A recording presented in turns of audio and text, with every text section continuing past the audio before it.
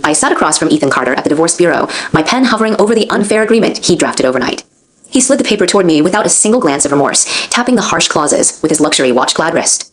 Sign it, Clara. Mia's waiting downstairs to pick out her wedding gown. I don't have all day to waste on you. I scanned the typed terms line by line, every sentence designed to strip me of everything I'd built alongside him over 6 years of marriage. Clause 3 stated I voluntarily waived all marital assets. Clause 4 claimed I contributed zero value to his fashion brand's growth. Clause 5 banned me from ever discussing private Carter family business after separation. The divorce clerk shot me a sympathetic, wary glance across the counter. Miss Hale, are you certain you want to consent to every term listed here? This settlement is extremely one-sided. Ethan cut me off before I could respond, tone sharp and dismissive. She already agreed last night. There's no point in delaying the paperwork. I etched my full legal name, Clara Hale, on the signature block without hesitation. Ethan snatched the divorce certificate the second the ink dried, shoving it carelessly into his suit pocket like it meant nothing to him. He then slid a silver credit card across the cold countertop, a mocking smirk tugging at his lips. This supplementary card's for you. $80,000 monthly limit. Don't go running around complaining I left you with nothing after 6 years of being a housewife. I stared at the plastic card silently, replaying every monthly billing dispute he'd hurled at me for years. Every grocery run, every prescription refill for his chronically ill mother, every holiday gift for his extended relatives had landed on this card's statement, and each time Ethan had berated me for overspending. He'd nitpicked $600 medical bills, accused my mother of leeching off her household income, and mocked me for wasting cash on trivial family gestures. I slipped the card into my handbag without a single word of thanks.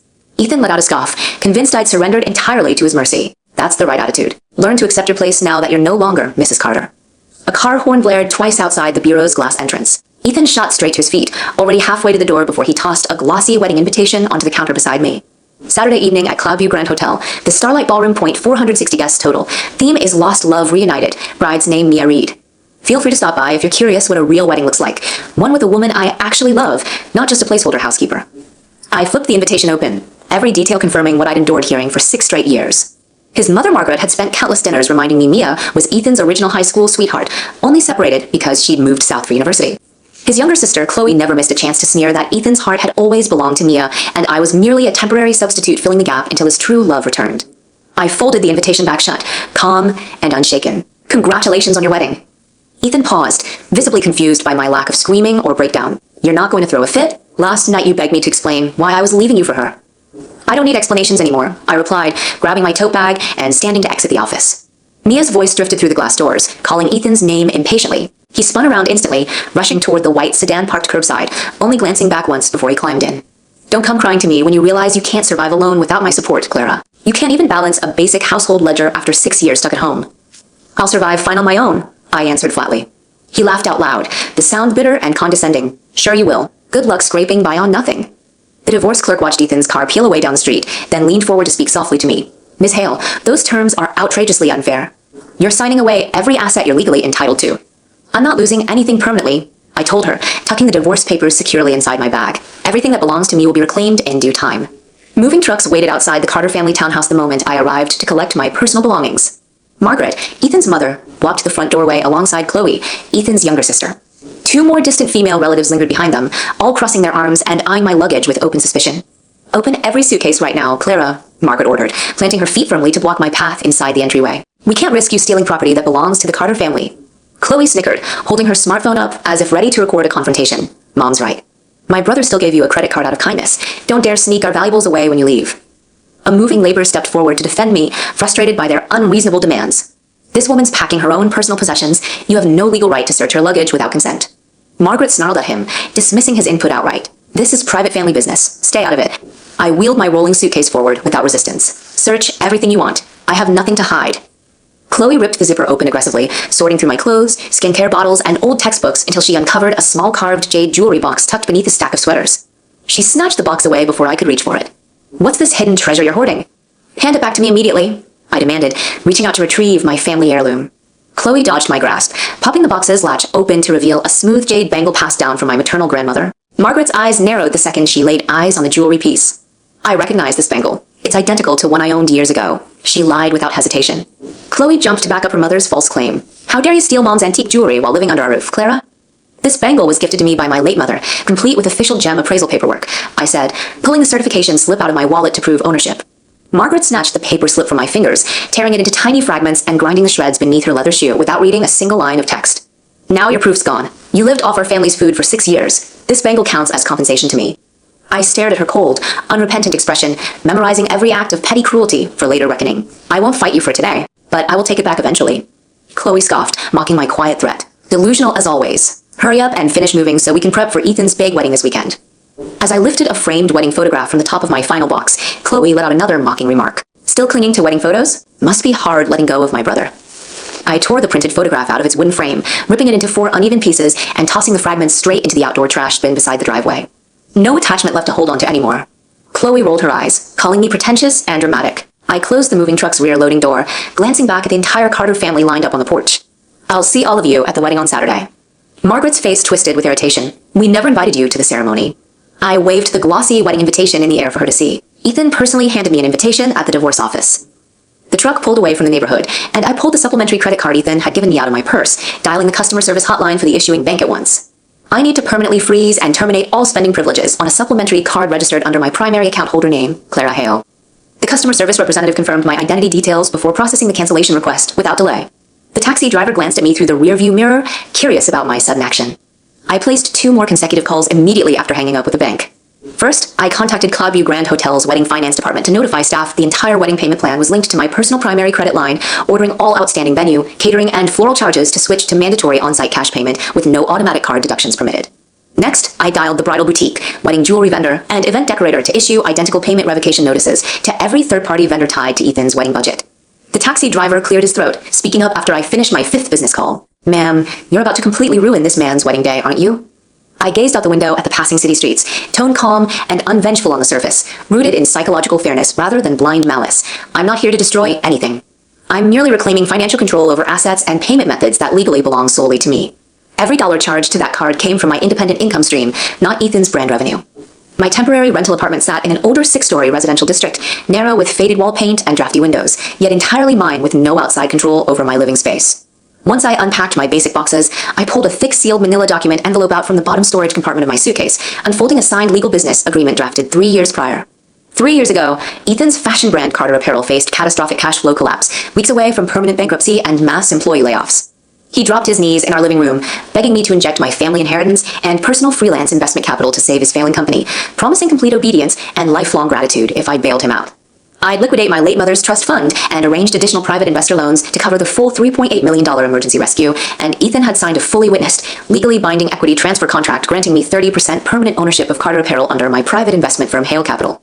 Ethan had never once questioned my financial background or asked about my side business operations over 6 years of marriage, fully convinced I relied entirely on his income to survive and incapable of independent wealth creation. He remained completely unaware Hale Capital was a multi-million-dollar investment enterprise founded and solely managed by myself long before I'd ever met him. I snapped a high-resolution photograph of the signed equity contract and sent it to my corporate legal counsel's secure messaging line, typing a short message to coordinate Saturday's on-site evidence presentation at Cloudview Grand Hotel's wedding venue. Execute full legal disclosure plan at Ethan Carter's wedding reception this Saturday evening at Cloudview Starlight Ballroom. My attorney responded within seconds, confirming all legal staff and supporting documentation would arrive on location ready to act. Moments later, Ethan's phone number popped up on my call screen, his voice tight with unbridled rage the second I answered. You canceled my supplementary credit card without my permission? Are you insane? The card's primary account registration is under my legal name, I replied plainly. I hold full authority to terminate all secondary user spending access at any time. Ethan fell silent for a split second, caught off guard by my factual legal statement before he resumed shouting, You must restore the card immediately. Mia's wedding gown final balance is due today, and we have no other available payment method ready. I will not reactivate the line, I told him firmly. Mia's soft, simpering voice echoed faintly in the background of his call as she asked what was causing the conflict. Ethan lowered his volume briefly to soothe her before returning to scream at me through the phone speaker. Stop throwing childish tantrums, Clara. Don't force me to retaliate against you after we've already finalized the divorce. I'm not creating a scene or throwing tantrums, I said, ending the call with a clear closing remark. We'll resolve all outstanding financial obligations face-to-face on Saturday. I hung up before he could respond further, storing the equity contract safely back inside my locked desk drawer. Minutes later, a sharp knock sounded on my apartment entry door. When I pulled the handle open, my closest lifelong best friend Zoe stood outside carrying bags of takeout comfort food, her expression furious upon seeing my empty moving boxes stacked against the wall. You actually signed that zero-asset divorce settlement he forced on you? Have you lost every ounce of common sense? I handed her the thick manila equity transfer envelope to read through, letting her scan Ethan's hand-signed legal signature and the official firm witness stamps printed across every page. Zoe's eyes widened rapidly as she processed the full terms of the ownership transfer document. Does Ethan have any clue you're the sole CEO of Hale Capital, the investment group that bailed his dying brand out 3 years ago?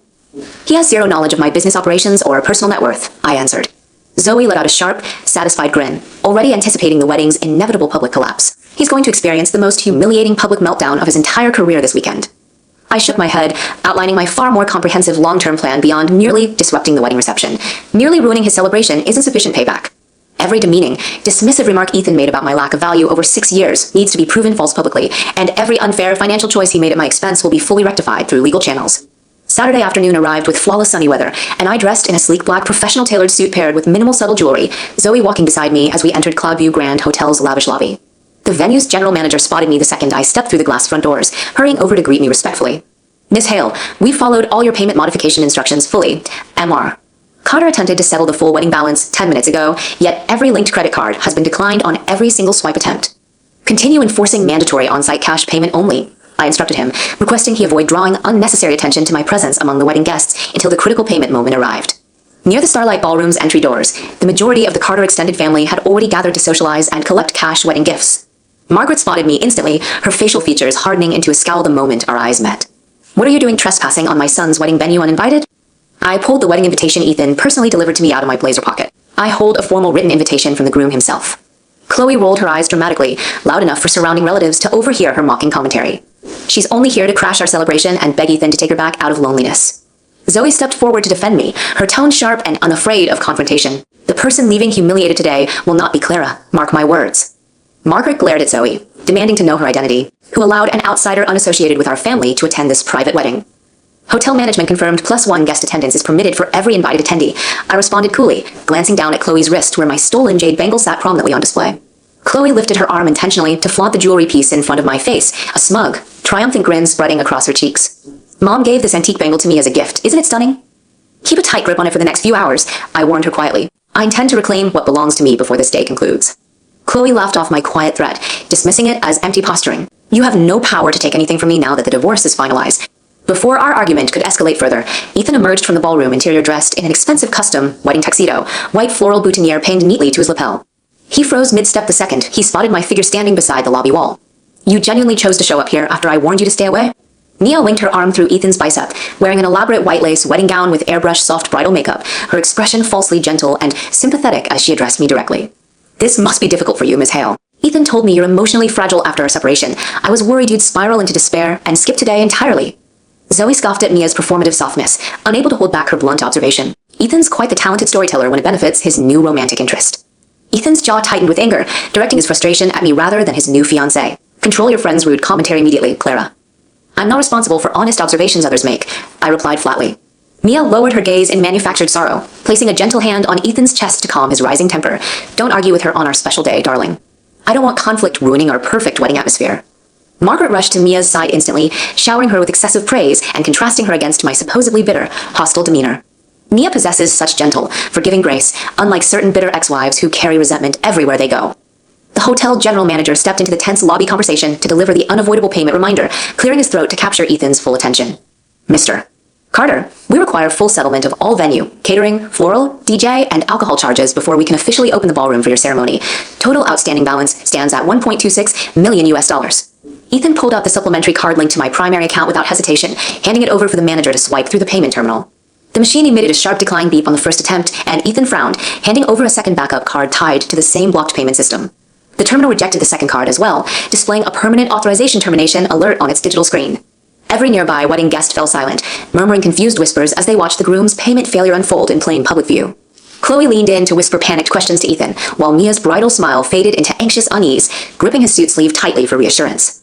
Darling, how could all your payment cards suddenly stop functioning? Mia asked quietly, eyes glistening with staged worry. Ethan's head snapped toward my position across the lobby, voice raised loud enough for every guest within 50 feet to hear clearly. You deliberately canceled every payment card I planned to use for today's wedding, didn't you, Clara? Every single payment account tied to this wedding's budget is registered under my personal legal identity, I explained for the entire crowd's benefit, unflinching under hundreds of curious, judgmental stares. I retain full legal right to terminate all third-party spending privileges on my personal credit lines at any moment. Mia's eyes welled up with theatrical tears, stepping forward to confront me directly in front of all gathered family and acquaintances. If you harbor hatred toward me for marrying Ethan, target me privately instead of destroying my lifelong dream wedding in front of all our loved ones. Margaret charged toward me in a blind rage, screaming accusations of cruelty and sabotage for the entire lobby to witness. You cold-hearted woman. My son took pity on you and left you a credit card to survive after separation, yet you repay his kindness by ruining our family's most joyous celebration. I maintained a steady, calm tone amid the surrounding chaos, directing my words solely toward Ethan to dismantle every facade he'd built for public admiration. You spent months bragging to every relative about this lavish million-dollar wedding as proof of your wealth and social standing. How can you claim this is your independent success when every single dollar funding the celebration originates from my personal credit accounts? Ethan's face flushed deep red with embarrassment, attempting to dial multiple wealthy friends and business associates to borrow emergency cash to settle the massive venue balance. Every call ended with flat refusals. Some contacts admitted they'd already lent Ethan large personal loans he'd yet to repay, while others claimed insufficient liquid funds available for a $1.26 million last-minute payout. Nia's bridal makeup smudged slightly as her anxiety spiraled out of control, watching Ethan's desperate, fruitless phone calls unfold. Chloe grew frantic, suggesting Margaret's personal credit card as a backup payment method, only for Margaret to snap back that she lacked access to such a massive instant cash limit. Zoe spoke up loud enough for everyone nearby to process the damning reality of Ethan's financial dependence on me. This supposedly high-status, self-made fashion magnate's entire grand wedding was entirely funded by his discarded ex-wife's personal credit lines behind closed doors. Ethan shot a furious glare at Zoe, ordering her to cease speaking at once, yet I cut in before he could escalate his aggression toward my best friend. She's merely stating objective public facts everyone here is now witnessing firsthand. Nia bit down on her lower lip, shifting her blame toward me entirely in front of the assembled crowd. You received plenty of financial support from Ethan throughout your 6-year marriage. Any minor sacrifices you made were fully compensated already. Why must you create such a humiliating public spectacle today? I let out a quiet, hollow laugh at her selective memory and one-sided moral framing. Minor compensation? Let's revisit the full extent of what I sacrificed to keep his brand operational and your relationship funded for years. Ethan cut off my impending full disclosure hastily, desperate to prevent me from revealing his long-term financial reliance on my personal capital reserves. I'll offer you a lump $20,000 settlement payment after today's ceremony to make up for any perceived unfairness between us. Drop this payment dispute and let the wedding proceed normally. Zoe burst out laughing at the insultingly low compensation figure he proposed, unable to mask her disbelief at his audacity. You dare offer her 20 grand after she injected nearly $4 million to save your bankrupt fashion enterprise 3 years ago? I pulled the sealed manila equity transfer contract out of my blazer inner pocket, handing the complete legal file to the hotel general manager with a clear instruction to print duplicate copies for every senior Carter family relative in attendance. This document contains all legally binding equity transfer terms Ethan signed voluntarily 3 years ago to secure my emergency investment capital for Carter Apparel. Ethan lunged forward in an attempt to snatch the contract away before it could be copied and distributed to the crowd, yet Zoe stepped firmly between us, blocking his reach entirely to protect the legal paperwork from being seized or destroyed. Margaret shouted false accusations of forged fraudulent documents, claiming the signed contract held no legitimate legal weight, but I remained unshaken by her desperate lies. Ask Ethan directly whether every signature and witness stamp on this document is authentic. He cannot deny his own handwriting on official legal filings. The hotel's office staff quickly printed dozens of duplicate contract copies, distributing them among the shocked Carter family elders standing nearest the ballroom entryway. Ethan's paternal uncle unfolded his printed copy and read the critical clause aloud for every guest within earshot to hear crystal clear. Ethan Carter voluntarily transfers 30% permanent equity ownership of Carter Apparel Fashion Group to Hale Capital Investment Firm, signature dated 3 years prior to this wedding ceremony. A stunned silence washed over the entire lobby as every guest absorbed the earth-shattering financial revelation printed in black ink on official legal paper. Nia twisted toward Ethan, her voice trembling with shock and betrayal as she questioned his concealed secret ownership agreement with me. You never told me a third party held nearly 1/3 ownership of your fashion brand this entire time we've been planning our marriage? Ethan attempted to dismiss the signed legal document as a temporary emergency placeholder with no lasting binding power, stammering through weak excuses to salvage his crumbling public reputation. This equity transfer was only a temporary stopgap loan arrangement to fix the company's cash crisis 3 years ago. It holds no permanent legal validity whatsoever. I pressed him to answer 3 unarguable factual questions, each one dismantling his weak excuse layer by layer in front of all witnesses. Did you personally affix your legal signature to this witnessed contract document? Did my $3.8 million investment deposit fully cover your brand's outstanding bankruptcy debts that fiscal quarter? Have you submitted any official legal paperwork to reverse or void this equity transfer in the 3 years following your signature? Ethan fell completely silent, unable to provide a single convincing counterargument to my straightforward, factual questions. I spoke over the murmuring crowd to fill in every critical detail he'd spent 6 years deliberately hiding from his entire family and new fiancé. That $3.8 million sum originated from my late mother's trust fund and my premarital independent investment portfolio, single-handedly saving your company from permanent liquidation and mass staff layoffs. Every luxury lifestyle you flaunted for years, every expensive gift you purchased for Mia, every family vacation the Carters enjoyed was subsidized by capital originating from my private financial holdings. Margaret screamed a dismissive accusation, refusing to accept the truth laid out in front of her printed contract copy. You are nothing more than a full-time housewife stuck inside our home for 6 years with no independent career. There's no possible way you possessed millions of dollars in private investment capital to bail out my son's brand. I ignored her biased, uneducated assumption, focusing my attention on Chloe, who still proudly displayed my stolen jade bangle on her wrist for everyone to observe. Before we resolve the brand equity ownership dispute fully, we need to address another personal asset you wrongfully seized from my luggage on moving day. I pulled a reissued official gemstone appraisal certificate out of my document folder, complete with matching unique jewelry serial numbers and photographic proof of the bangle's original ownership tracing back to my maternal bloodline. You destroyed my original appraisal slip on the townhouse driveway to fabricate a false claim of ownership, yet the gem laboratory reissued this fully verified duplicate document with all matching identifying markings intact. Chloe instinctively covered her wrist with her opposite hand, hiding the jade bangle from public view as panic flooded her facial features. Margaret attempted to defend her daughter's theft once more, yet multiple nearby relatives had already witnessed Margaret tearing my original certification slip to shreds during my moving day confrontation. Mia stepped forward once more to negotiate a one-sided settlement in Ethan's favor, offering to mediate a compromise that benefited him exclusively at my expense. Name any monetary settlement figure you demand to drop all equity and jewelry claims against Ethan, and we will negotiate a reasonable payment amount to resolve all conflicts permanently today. I laid out 3 non-negotiable mandatory conditions that needed full compliance before I would entertain any settlement discussions whatsoever, each demand psychologically calibrated to force the Carter family to confront every unethical choice they'd made against me over 6 years of marriage. First, Chloe must immediately remove and return my inherited jade bangle to my possession in front of every witness gathered here today. Second, Ethan must issue a public verbal acknowledgement to all guests present confirming I hold 30% legal equity ownership of Carter Apparel, and all wedding expenses charged to my credit lines must be fully reimbursed in full within 7 business days. Third, the entire Carter family must formally retract every false claim they've spread over the years that I contributed zero value to Ethan's brand growth or relied entirely on his income for survival. Chloe refused outright to surrender the stolen jewelry piece, clinging tightly to her wrist and refusing to budge an inch. I signaled to the hotel security team stationed near the lobby entrance, informing management I was prepared to file an official civil theft report with local law enforcement if the heirloom was not voluntarily returned immediately, reserving full legal right to pursue criminal asset theft charges against both Margaret and Chloe for the deliberate destruction of my original ownership documentation. Chloe froze upon hearing the mention of formal police involvement, finally peeling the jade bangle off her wrist and handing it over to me with a furious, resentful expression. I placed the jewelry back inside its original carved box without a single triumphant remark, simply securing the lid shut and tucking it safely inside my blazer bag. Mia's bridal demeanor shattered entirely, tears streaming freely down her foundation-covered cheeks as she turned to Ethan, openly admitting she'd had no knowledge of his massive outstanding financial obligations to me before today's public wedding meltdown. I had no idea you owed such a staggering amount of money to your ex-wife, or that your brand's core ownership belonged to a third party this entire time. Ethan attempted to calm her rising panic, yet Mia pulled her arm free from his grasp, visibly disillusioned by the layers of financial deception he'd hidden throughout their romantic relationship. I watched their fractured new bond unfold without a shred of sympathy, fully aware every consequence unfolding stemmed from choices Ethan had voluntarily made behind my back during our 6 years of marriage.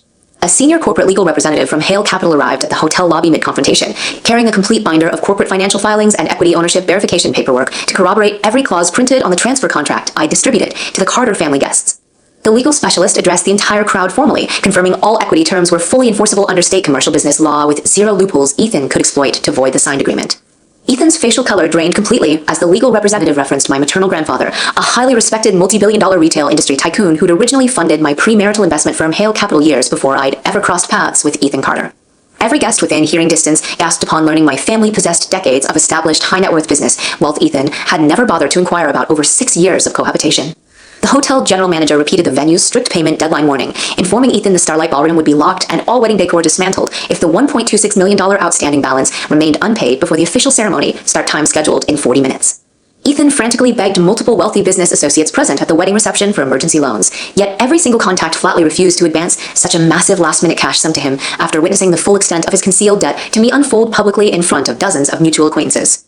Mia abandoned Ethan's side entirely, retreating to the bridal preparation suite in tears to remove her wedding gown, utterly humiliated by the public exposure of her fiancé's long-term financial fraud and hidden debt obligations to his ex-wife.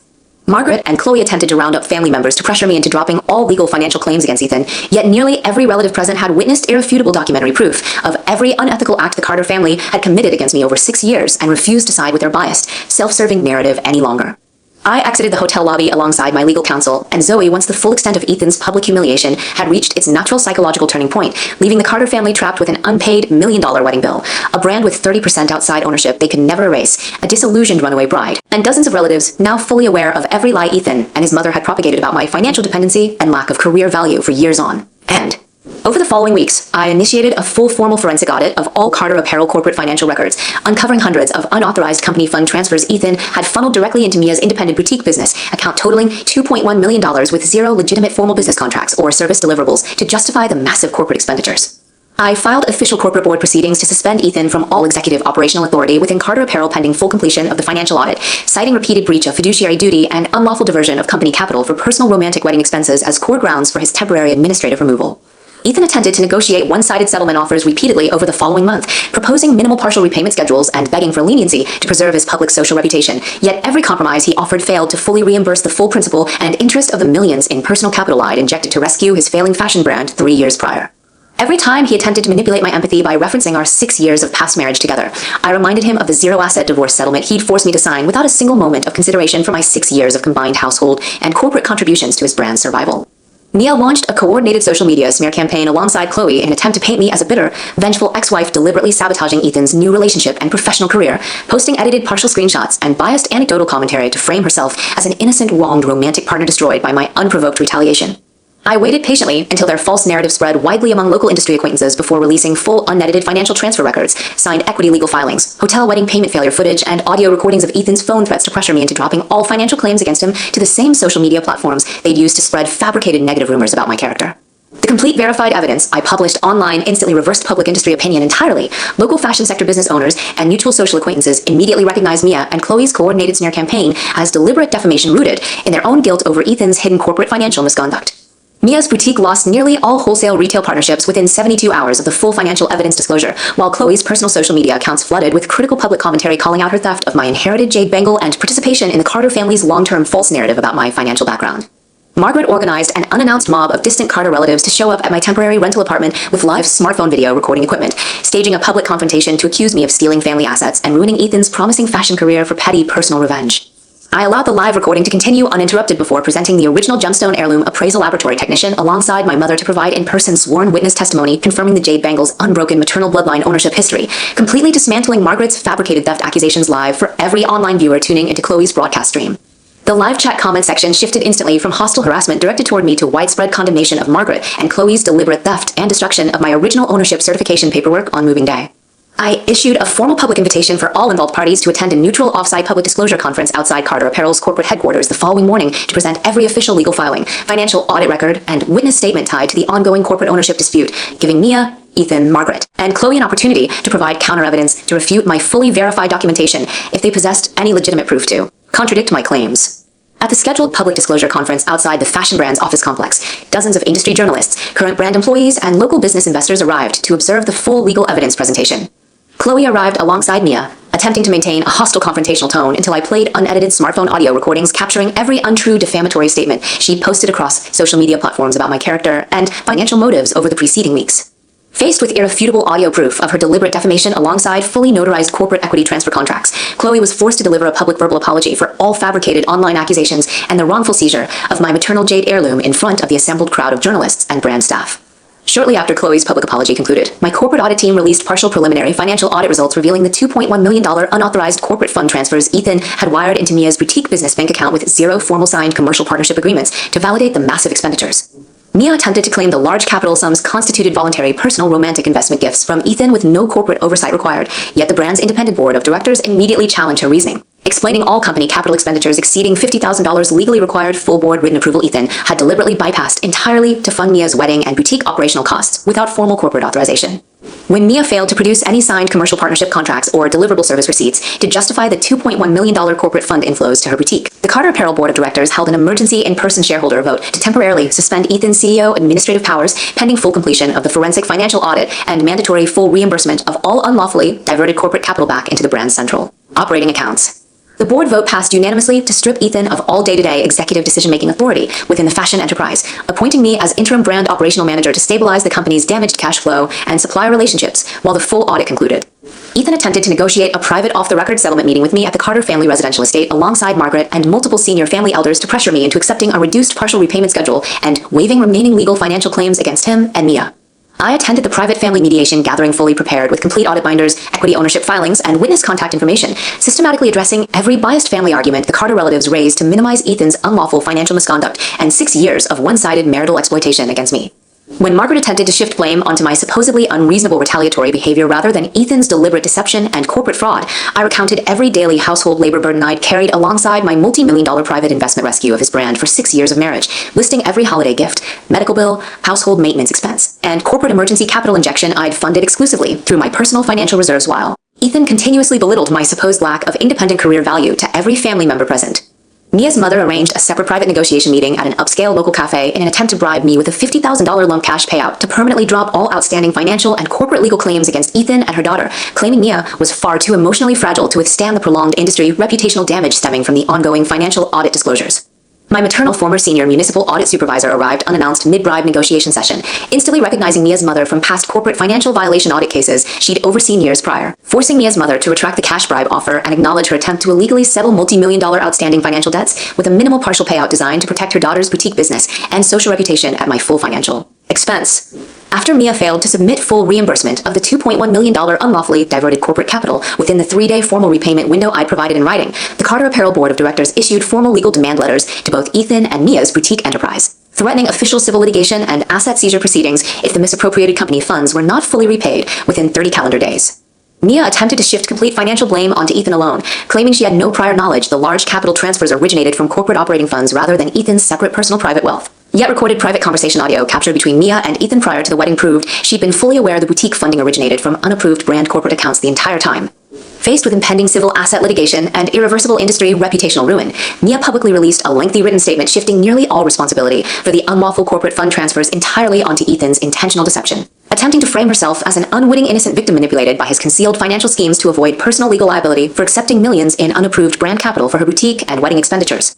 Ethan confronted Mia at her boutique retail location after reading her public deflection statement, the two engaging in a loud public argument witnessed by multiple boutique staff members and local retail customers over who bore primary fault for the $2.1 million corporate financial misappropriation scandal.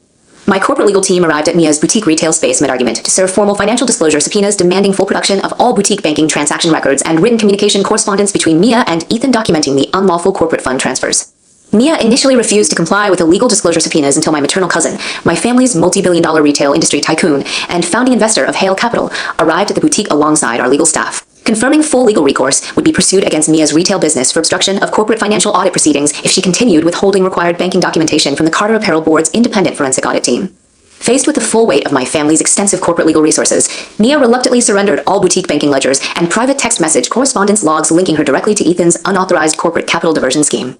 Upon reviewing the complete boutique financial records my legal team seized via formal subpoena, the Carter Apparel Board uncovered additional unauthorized corporate fund transfers Ethan had wired to Mia to cover wedding venue deposits, bridal gown retail payments, luxury jewelry engagement ring purchases, and floral wedding decor costs. Every single million-dollar wedding expense Ethan had bragged about funding independently originated from unlawfully diverted Carter Apparel operating capital, rather than his separate personal income stream as he claimed to all wedding guests and industry acquaintances prior to the public payment collapse at Cloudview Grand Hotel.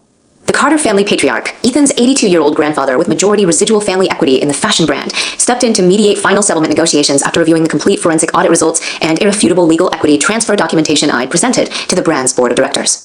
The family patriarch openly acknowledged Ethan's severe long-term financial misconduct and deliberate deception toward me throughout our 6-year marriage, mandating Ethan fully repay all unlawfully diverted corporate wedding and boutique capital funds within 90 calendar days and permanently surrender all unilateral executive CEO decision-making authority over Carter Apparel's daily operational functions to me as interim brand manager until the full 3-year Hale Capital equity ownership term expired, with a formal brand profit-sharing restructuring vote scheduled the following fiscal quarter. Ethan attempted to privately propose a post-settlement romantic reconciliation offered to me once the full financial repayment plan was finalized by the Carter family patriarch, claiming he'd recognized his past unfair treatment and deception toward me and desired a second chance at a healthy marital partnership after resolving all outstanding multi-million-dollar financial debts and corporate equity disputes. I rejected his reconciliation proposal outright, explaining I no longer held any emotional attachment to a man who'd spent 6 years minimizing every personal and financial sacrifice I'd made to sustain his brand and household while secretly funneling millions of my capital reserves into a lavish wedding for a separate romantic interest behind my back, then forced me to sign a zero-asset divorce settlement under the false assumption I possessed no independent wealth or corporate ownership, leveraged to hold him legally accountable for his long-term unethical choices.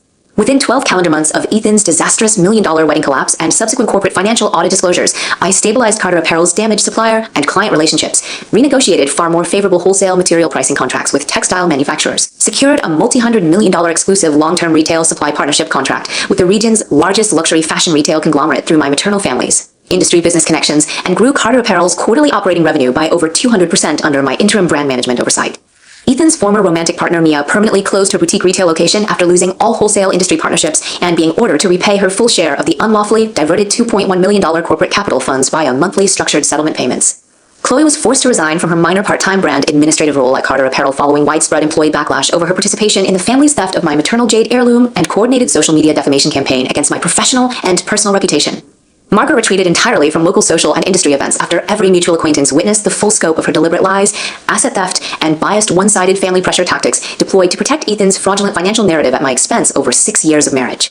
Ethan completed full repayment of all unlawfully diverted corporate wedding and boutique capital funds per the Carter family patriarch's mandated 90-day settlement timeline, yet remained permanently barred from resuming executive CEO control of Carter Apparel's daily operational management, indefinitely pending the brand's scheduled 3-year equity restructuring shareholder vote.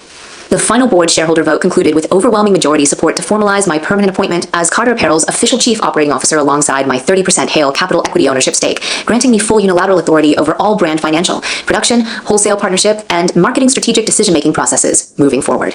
1 year after taking permanent operational control of Carter Apparel, I launched my independent proprietary luxury fashion brand fully funded through Hale Capital's multi-million-dollar investment reserves, securing record-breaking first-day retail sales volume exceeding $50 million during the brand's public market launch event at Cloudview Grand Hotel. The exact same venue Ethan had hosted his failed, unpaid million-dollar wedding reception where all his financial deception and long-term marital exploitation against me had first been exposed to hundreds of shocked family, friend, and industry witnesses. As I stood on the launch event stage accepting congratulatory toasts from my maternal grandfather, corporate legal team, loyal brand staff, and long-term best friend Zoe, I glanced across the crowded ballroom floor and spotted Ethan standing isolated in the far rear corner of the venue, observing my wildly successful brand launch celebration with a quiet, defeated expression he'd carried every single day since his catastrophic wedding collapse and subsequent permanent removal from Carter Apparel's executive leadership team. I never sought deliberate revenge against Ethan, Margaret, Chloe, or Mia throughout the entire year-long corporate audit, legal settlement, and brand restructuring process.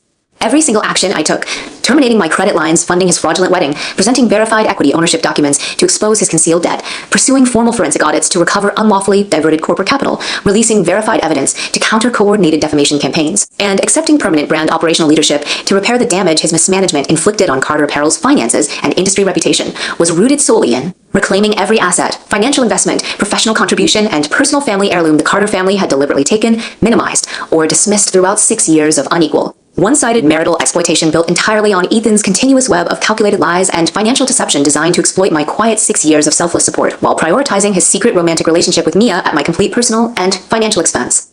Every individual who chose to deceive, steal from, belittle, and exploit me throughout my marriage to Ethan ultimately faced fully natural, psychologically consistent consequences stemming directly from their own voluntary, unethical choices rather than arbitrary punitive retaliation I manufactured out of blind anger or resentment. I did not ruin their lives. Their own repeated selfish, dishonest decisions created every public humiliation, financial loss, professional reputational damage, and fractured personal relationship they endured in the aftermath of Ethan's catastrophic wedding payment failure and full corporate financial audit disclosures. As the event celebration concluded and I exited the Cloudview Grand Starlight Ballroom alongside my family and core corporate leadership team to return to my fully privately owned residential estate and newly launched independent fashion brand headquarters, I reflected on the critical life lesson I'd learned through every stage of the year-long reckoning with Ethan and his family's 6 years of continuous deception. Kindness, loyalty, and silent self-sacrifice should never be mistaken for weakness or a blank check for others to exploit without consequence. Every person who takes advantage of quiet, generous support built on trust will inevitably be forced to confront the full weight of their own lies once the supporting foundation they've taken for granted is finally removed, and every asset, opportunity, and reputation they built through deliberate deception will crumble away completely when full, unfiltered truth is laid bare for all witnesses to observe without bias or concealment. I held the carved jade heirloom bangle my late mother gifted me years ago securely inside my clutch bag as I stepped into my private chauffeured vehicle. Every piece of property and professional success surrounding me fully earned through my own premarital investments, 6 years of unseen behind-the-scenes corporate rescue labor, and consistent refusal to surrender my legal, financial, and personal rights to appease individuals determined to take everything I built while offering zero reciprocal respect, gratitude, or consideration in return. Moving forward, every professional partnership, personal relationship, and financial investment I pursue will be built on complete transparency, mutual respect, and full equal accountability. Lessons hard-won through 6 years of concealed exploitation and one unforgettable million-dollar wedding collapse that exposed every lie Ethan and his family spent half a decade constructing to mask their long-term financial dependence on my hidden independent wealth and unrecognized corporate contributions to his fashion brand survival.